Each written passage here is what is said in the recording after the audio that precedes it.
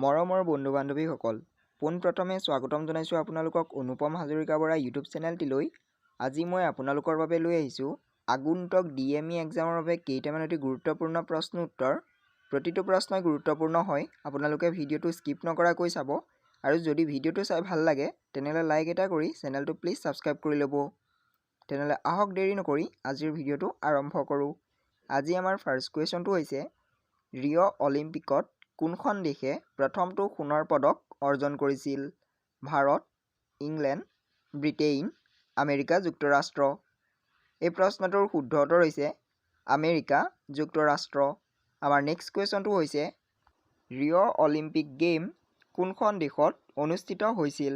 America, Africa, উত্তৰ America, Brazil. এই প্ৰশ্নটোৰ শুদ্ধ উত্তৰ হৈছে ব্ৰাজিল। আমাৰ নেক্সট কুৱেশ্যনটো হৈছে আধুনিক অলিম্পিকৰ পদকৰ ক্ষেত্ৰত কোনখন দেশে পদকৰ সংখ্যা বৃদ্ধি কৰিছিল? England, great Britain, America, Europe. এই প্ৰশ্নটোৰ শুদ্ধ উত্তৰ হৈছে গ্ৰেট ব্ৰিটেইন। আমাৰ নেক্সট কুৱেশ্যনটো হৈছে ৰিঅ' অলিম্পিকত আমেৰিকা যুক্তৰাষ্ট্ৰই কিমানটা সোণৰ পদক লাভ কৰিছিল? 2000টা, 500টা, 1000টা, 300টা। এই প্ৰশ্নটোৰ শুদ্ধ উত্তৰ হৈছে 1000টা। আমাৰ নেক্সট কুৱেশ্যনটো হৈছে 2016 চনৰ ৰিঅ' অলিম্পিকত ৰূপৰ পদক লাভ কৰা প্ৰথমগৰাকী ভাৰতীয় মহিলা কোন আছিল? চাইনা নেহৱাল, MC মেৰী কম, PV সিন্ধু, ওপৰৰ এটাও নহয়। এই প্ৰশ্নটোৰ শুদ্ধ উত্তৰ হৈছে PV সিন্ধু। আমাৰ নেক্সট কুৱেশ্যনটো হৈছে ভাৰতৰ সৰ্বোচ্চ ক্ৰীড়া সন্মানটো কি আছিল? পদ্মশ্ৰী, অৰ্জুন বঁটা, ৰাজীৱ গান্ধী খেল ৰত্ন বঁটা, অসামৰিক সন্মান। এই প্ৰশ্নটোৰ শুদ্ধ উত্তৰ হৈছে ৰাজীৱ গান্ধী খেল ৰত্ন বঁটা। আমাৰ নেক্সট কুৱেশ্যনটো হৈছে ভাৰতীয় ক্ৰিকেট এ দললৈ নিৰ্বাচিত প্ৰথম অসমীয়া খেলুৱৈগৰাকীৰ নাম কি আছিল?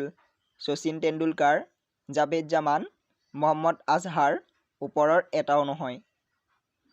এই প্ৰশ্নটোৰ শুদ্ধ উত্তৰ হৈছে জাভেদ জামান। আমাৰ নেক্সট কুৱেশ্যনটো হৈছে প্ৰথমখন আন্তঃৰাষ্ট্ৰীয় ক্ৰিকেট খেল কোন চনত অনুষ্ঠিত হৈছিল? 1980 চনত, 1983 চনত, 1995 চনত, 1935 চনত। এই প্ৰশ্নটোৰ শুদ্ধ উত্তৰ হৈছে 1935 চনত।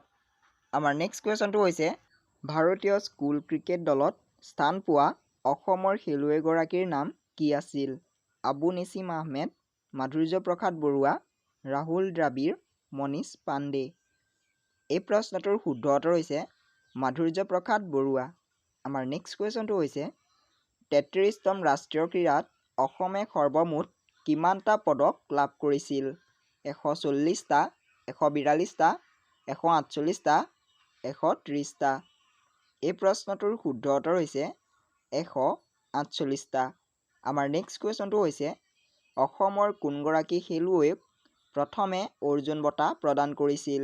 মনালিছা বৰুৱা, ভোগেশ্বৰ বৰুৱা, বিদ্যুৎ গোস্বামী, নন্দিনী বৰুৱা। এই প্ৰশ্নটোৰ শুদ্ধ উত্তৰ হৈছে ভোগেশ্বৰ বৰুৱা। আমাৰ নেক্সট কুৱেশ্যনটো হৈছে অভিৰুচি ক্ৰীড়া দিৱস কোনজন খেলুৱৈৰ জন্মদিনত উদযাপন কৰা হয়?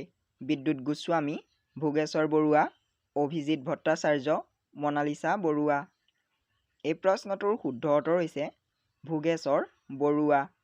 আমাৰ নেক্সট কুৱেশ্যনটো হৈছে অভিজিত ভট্টাচাৰ্যই ভাৰতীয় কোনটো দলত স্থান লাভ কৰিছিল? ক্ৰিকেট, ফুটবল, ভলীবল, ওপৰৰ এটাও নহয়। এই প্ৰশ্নটোৰ শুদ্ধ উত্তৰ হৈছে ভলীবল।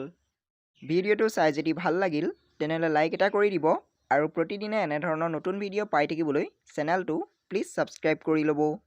ধন্যবাদ।